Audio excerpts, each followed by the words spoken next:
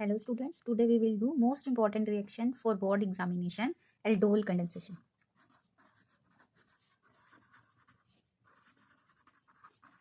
Board exam के लिए सबसे इंपॉर्टेंट जो रिएक्शन मैं मानती हूँ, जो 100% हर एक बोर्ड में आप देखोगे किसी न किसी फॉर्म में नजर ही आएगी, वो है aldol कंडेंसेशन। इसकी सिंपल मैकेनिज्म aldol कंडेंसेशन की, और लास्ट में मैं आपको एक इसकी टिप भी दूंगी जिसमें आप डायरेक्ट मेथड से प्रोडक्ट फॉर्म करोगे। क्या क्या रिक्वायरमेंट है, ये कौन कौन देगा आपको, aldehydes and ketones.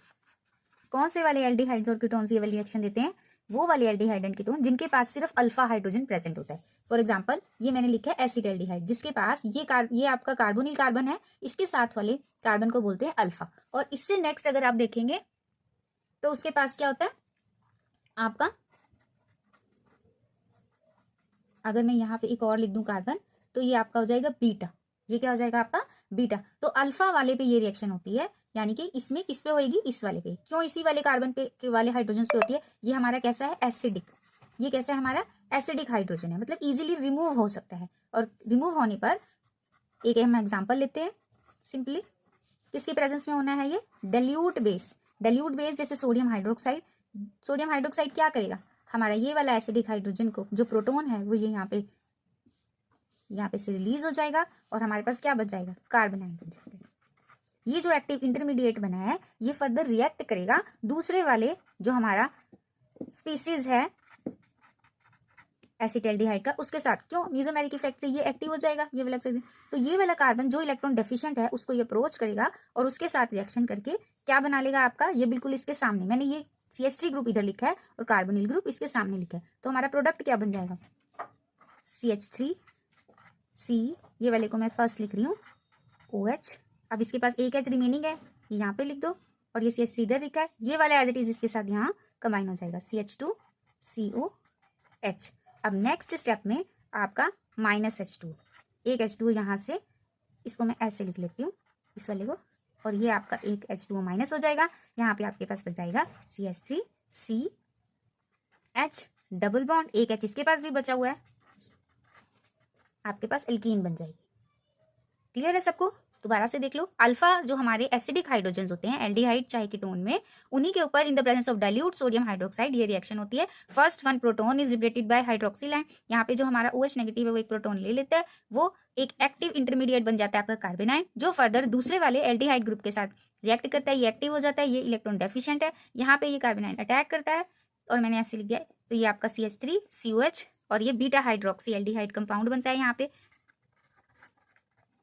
Beta hydroxy जो हमारा कंपाउंड है, फर्दर जो आपका जो है वाटर को क्या कर देता है, लॉस कर देता है, और हमारे पास बीटा एल्कीन यहाँ पे बन जाती है। ये हमारा फाइनल प्रोडक्ट होता है। और जैसे मैंने बताया था डायरेक्ट मेथड में आपके पास कोई भी हम एल्डिहाइड लिख लो चाहे कीटोन ले लो, मैं एसीटोन ले लेती हूँ, 2 मोल्स ऑफ एसीटोन, ये in the presence of dilute sodium hydroxide, जिसके पास भी ये दोनों अल्फा ही हैं, सेम ही है। तो इसको डायरेक्ट मेथड में आपके पास क्या हो जाएगा, ये वाला जो एल्डिहाइड्स है कीटोन है हमारा, दोनों एक दूसरे के सामने लिखो, ये वाला H2 और H क्योंकि एसिडिक प्रोटोन है, इसके सामने दूसरे वाला कार्बोनिल, एक इधर CH3 एक इधर CH3, और यहाँ पे क्या हो जाएगा, ये आपका H2O यहाँ से माइनस कर दो, और हमारे पास सीधा क्या बन गया, CH3C double bond O CH double bond C, और यहाँ पे एक CH3 ये है, एक CH3 ये, this is your final product. तो इसी तरह हम डायरेक्टली भी सिर्फ एक H2O को माइनस करके कार्बोनिल से हम डायरेक्टली प्रोडक्ट लिख सकते हैं in case of aldol condensation. तो next time practice these questions related to aldol condensation. Hello student, second important reaction जो बोर्ड में बड़ी पूछी जाती है एल्डोल कंडेंसेशन के बाद, वो है क्रॉस एल्डोल कंडेंसेशन। जैसे एल्डोल एल्डिहाइड और अल्कोहल दोनों बनते हैं इस रिएक्शन में, जैसे एल्डोल में बनते हैं, तो बस फर्क क्या है, क्रॉस लिखा है। क्रॉस का मतलब है एक ही तरह के एल्डिहाइड और कीटोन से नहीं होती ये रिएक्शन, ये किस तरीके से होती है, दो अलग अलग एल्डिहाइड्स और कीटोन से।